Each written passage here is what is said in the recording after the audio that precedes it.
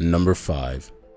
Amongst the great Egyptian pharaohs such as Ramesses the Great, Thutmose III, and Seti I, a body was found wrapped and left in an undecorated tomb with little to no clues, which left this mummy's identity as a mystery. The mummy was found by a collector that went by the name of Gaston Maspero in June of 1886. It was situated in a valley approximately 300 miles away south of Cairo. Mummies are usually found in decorated coffins, but this mysterious discovery was said to be hidden in a plain coffin with no decoration, which was very strange, as ancient Egyptians cast away the dead in a proper manner as an honor of their existence. The more shocking discovery was inside the coffin, where they found the mummy to be wrapped in goatskin. That was deemed as an unclean material, especially when wrapping a dead body. The mummy appeared to have its mouth open as if it was screaming in pain, which might have been the case. An autopsy that was conducted on the finding discovered its contracted shape in its stomach cavity, which concluded that indeed he was poisoned. Most historians believe that the deceased was either a traitor of Egypt or a member of a rival dynasty. Number 4. Human sacrifices used to be a popular practice in most tribal societies.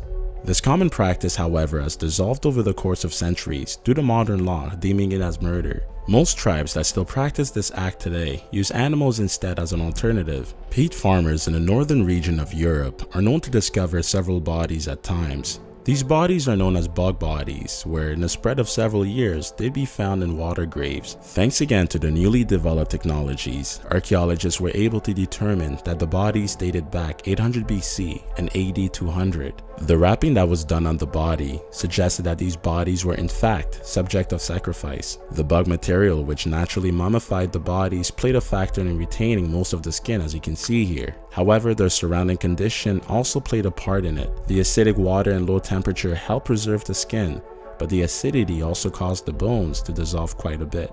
Number 3. In June 2009, archaeologists who wandered the town of Weymouth, situated in Dorset, England, discovered something rather interesting and strange. As they were digging up the dirt near an old roadway, they found a massive grave which contained the remains of 54 headless Vikings. Thanks to radiocarbon dating methods, David Core, leader of Pre-Construction Survey, determined that these men lived anywhere between AD 910 to 1030. It also showed that some of these men were in their late teens to mid-20s and that they originated from a much colder area.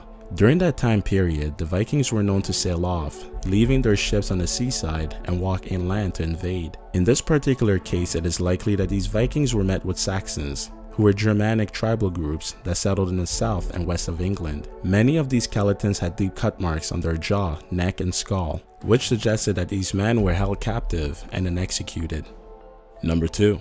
Archaeologists who were hunting for some specimen in a sewer underneath a bathhouse in Israel stumbled across a fairly strange and gruesome finding. They found a large number of small bones. At first they thought they belonged to chickens, but it was later discovered that in fact they belonged to humans. Bones from babies during the Roman era, to be exact. From the amount of small fragments that were found, it is said that it amounted to approximately 100 babies.